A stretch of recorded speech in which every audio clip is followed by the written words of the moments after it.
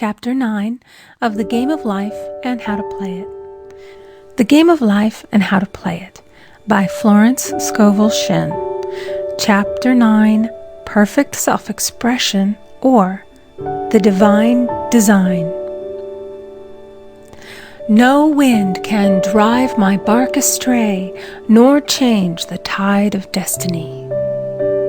There is for each man perfect self-expression. There is a place which he is to fill, and no one else can fill, something which he is to do, which no one else can do. It is his destiny.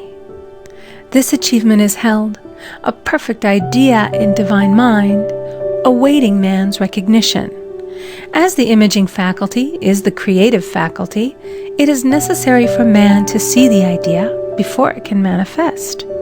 So man's highest demand is for the divine design of his life. He may not have the faintest conception of what it is, for there is possibly some marvelous talent hidden deep within him. His demand should be, Infinite Spirit, open the way for the divine design of my life to manifest. Let the genius within me now be released. Let me see clearly the perfect plan.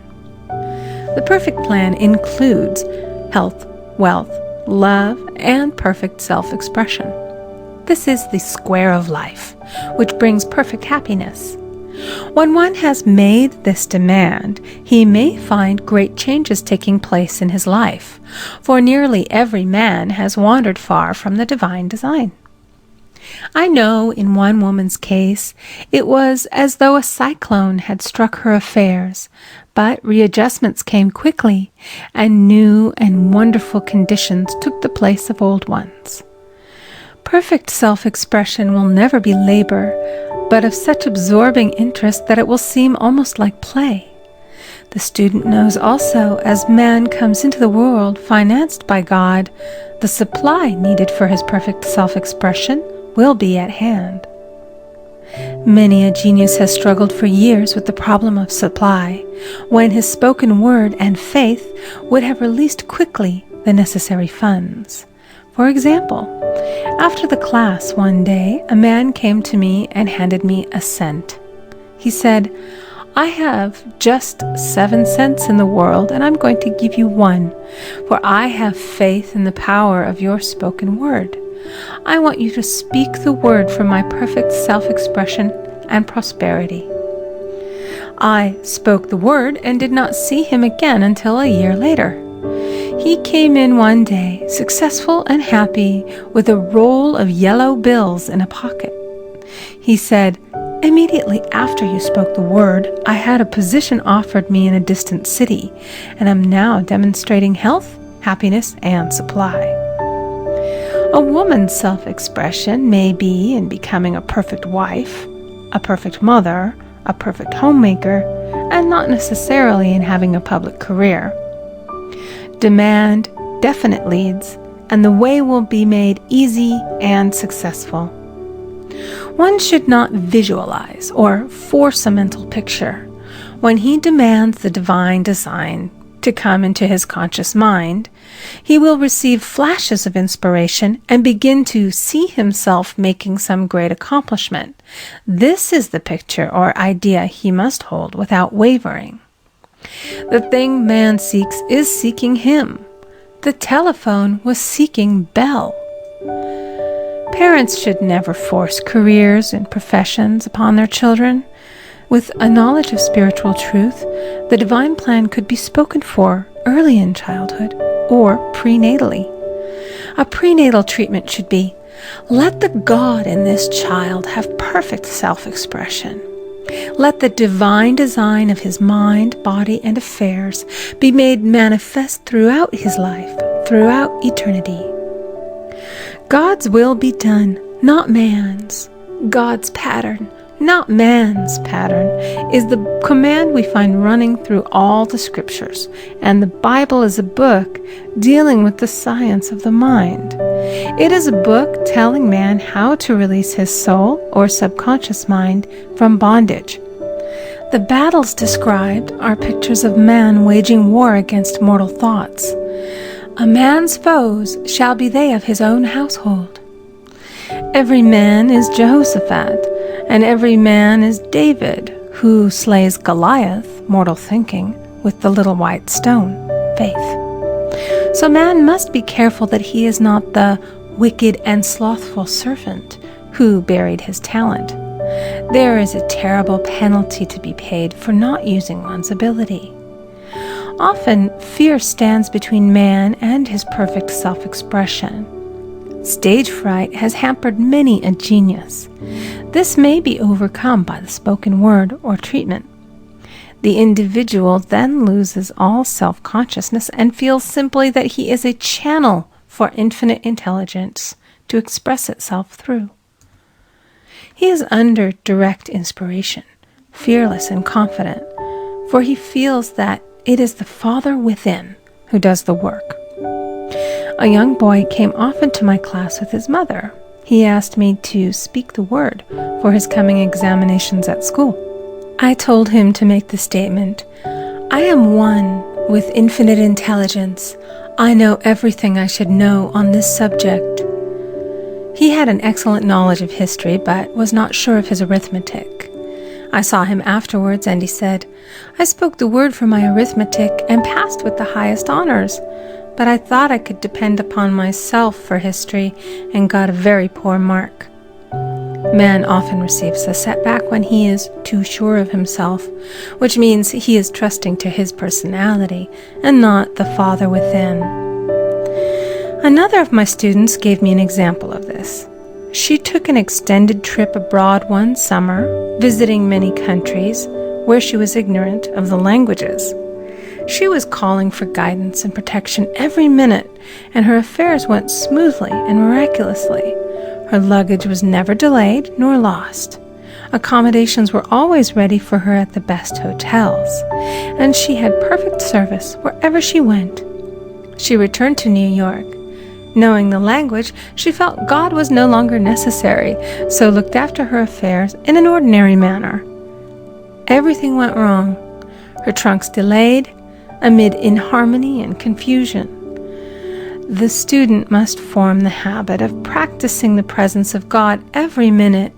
In all thy ways acknowledge him. Nothing is too small or too great.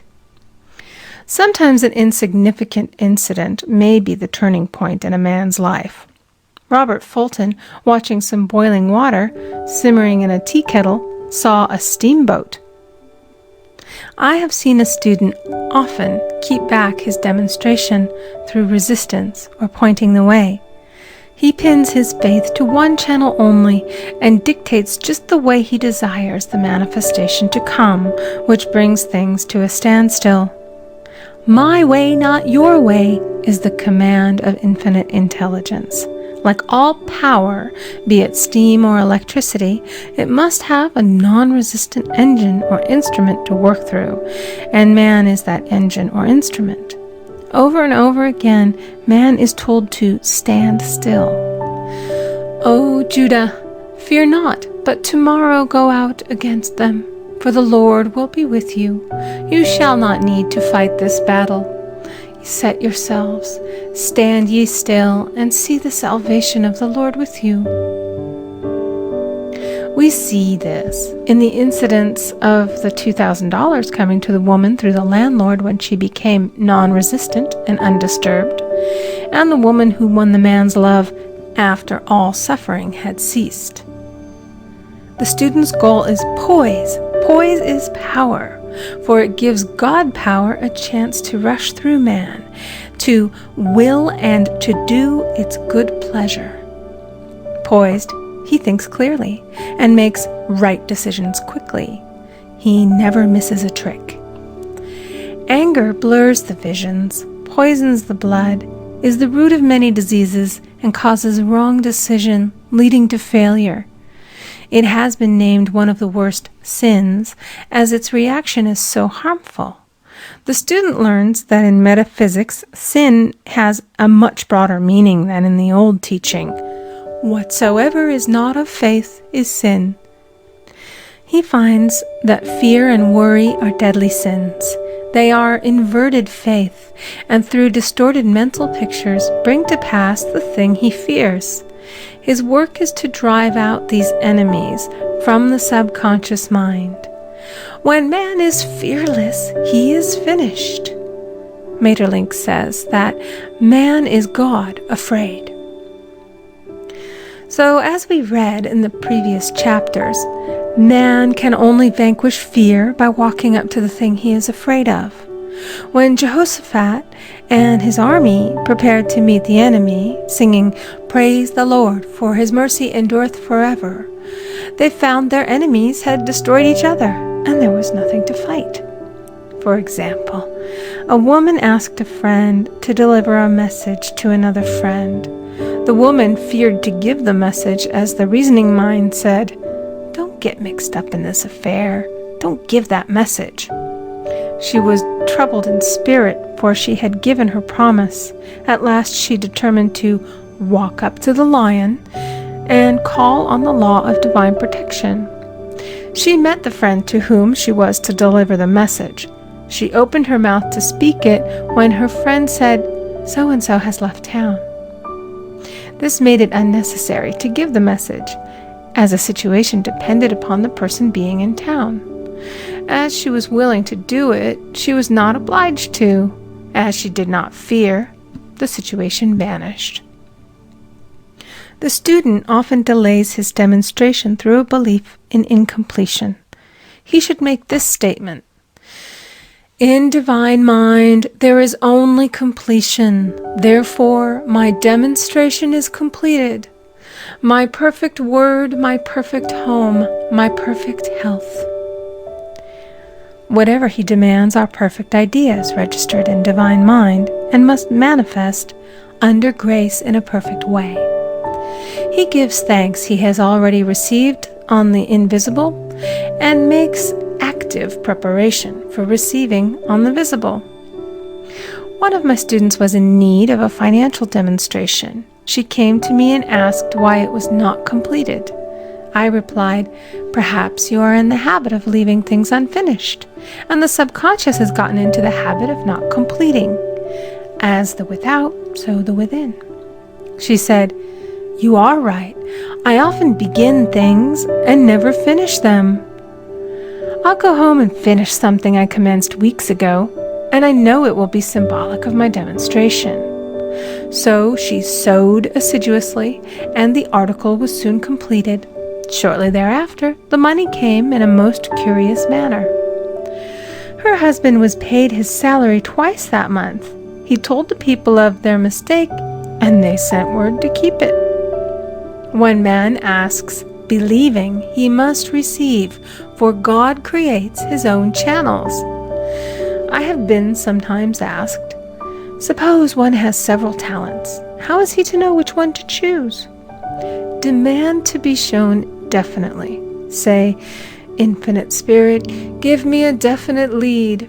Reveal to me my perfect self-expression.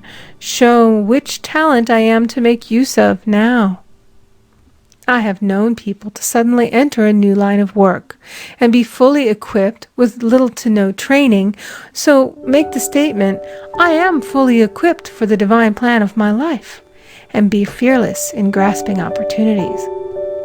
Some people are cheerful givers, but bad receivers. They refuse gifts through pride or some negative reason, thereby blocking their channels, and invariably find themselves eventually with little or nothing. For example, a woman who had given away a great deal of money had a gift offered her of several $1,000s. She refused to take it, saying she did not need it. Shortly thereafter, her finances were tied up, and she found herself in debt for that amount. Man should receive gracefully the bread returning to him upon the water. Freely ye have given, freely ye shall receive. There is always the perfect balance of giving and receiving, and though man should give without thinking of returns, he violates law if he does not accept the returns which come to him, for all gifts are from God, man being merely the channel. A thought of lack should never be held over the giver, For example, when the man gave me 1 cent, I did not say, "Poor man, he cannot afford to give me that." I saw him rich and prosperous with his supply pouring in. It was this thought which brought it. If one has been a bad receiver, he must become a good one, and take even a postage stamp if it is given him, and open up his channels for receiving. The Lord loveth a cheerful receiver, as well as a cheerful giver. I have often been asked why one man is born rich and healthy, and another poor and sick. Where there is an effect, there is always a cause. There is no such thing as chance. This question is answered through the law of reincarnation. Man goes through many births and deaths until he knows the truth which sets him free.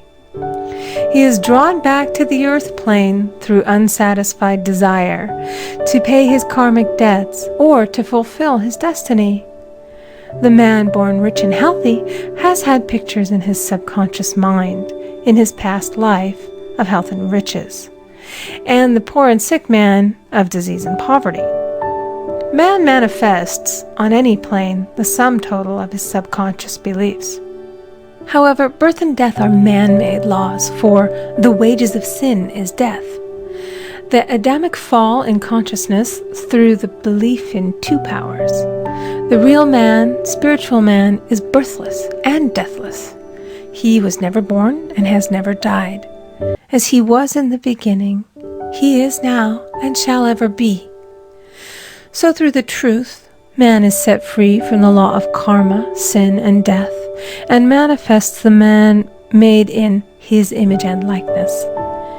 Man's freedom comes through fulfilling his destiny, bringing into manifestation the divine design of his life. His Lord will say unto him, "Well done, thou good and faithful servant. Thou hast been faithful over a few things. I will make thee ruler over many things," death itself. "Enter thou into the joy of thy Lord, eternal life."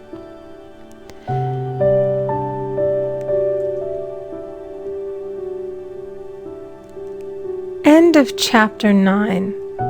Recording by Amy Conger.